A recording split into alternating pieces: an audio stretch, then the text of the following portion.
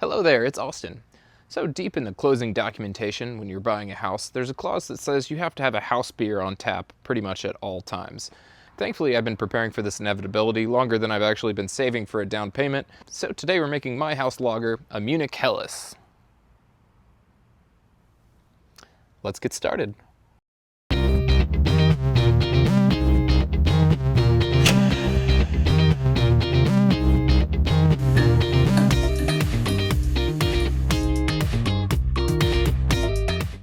Our first step in the process is collecting our right around 4.8 gallons of reverse osmosis water.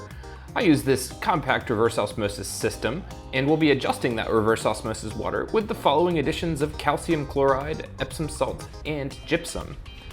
With the brewing salts added to the preheating water, it's time to set our strike temperature to right around 149 degrees and then begin milling our grains.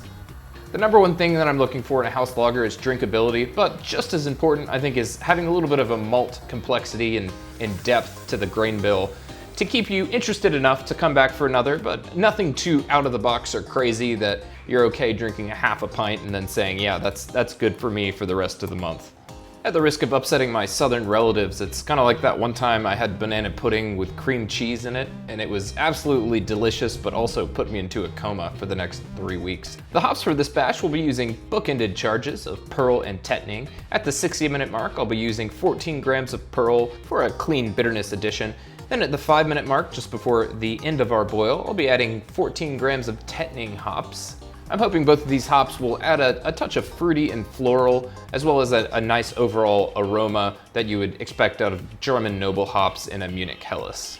With the 60-minute boil concluded, it's time to chill my wort down using my stainless steel immersion chiller and the coldest I can get my tap water in the middle of the summer. This means at the 70 degrees Fahrenheit mark, I'll go ahead and transfer it over to the fermenter and take my original gravity reading before letting my glycol chiller bring it down to lager pitch temperatures.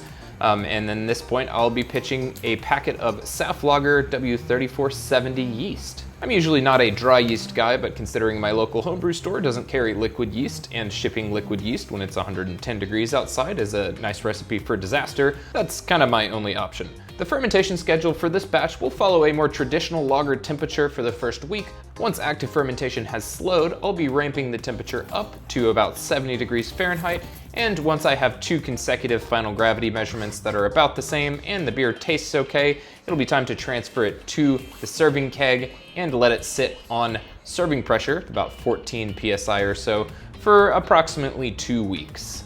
At this point, since we've done our best to mitigate cold side oxidation with pressure on our fermenter during cold crash and a closed transfer to the keg, the beer should theoretically improve and clarify more and more as long as you want to let it sit in that kegerator. But if you're impatient like me, it's time to pull a pint, head out to the back porch, and enjoy. At the homebrew scale, it's not always feasible to keep a house beer on tap, especially since one of the best parts of homebrewing is experimenting around with different styles. But if your brew day process is consistent enough and you find a recipe that you like, it's rewarding to have a beer that people get excited to see on tap again, or ask for every time that it runs out. So the first thing that jumps out at me when I taste this beer is the hop presence. Definitely getting those fruity and floral aromas right on the tip of the tongue. Another thing I'm getting from this beer is a touch of sulfur out of that W3470. It's not overpowering, and I think it's in style in this case. Weihenstephaner's Helles is one of my favorite examples of the style, and although this one isn't quite as malty and maybe a touch drier, I'm definitely getting a similar presence to the malt bill in this beer. Overall, this is a great come on over, I got a beer for you on tap sort of beer. This is a recipe I've been working on and off for the past couple of years. I'm pretty happy with the state it's at right now, and it's definitely a beer I'll be having on tap as much as I can over the next couple summers. Cheers!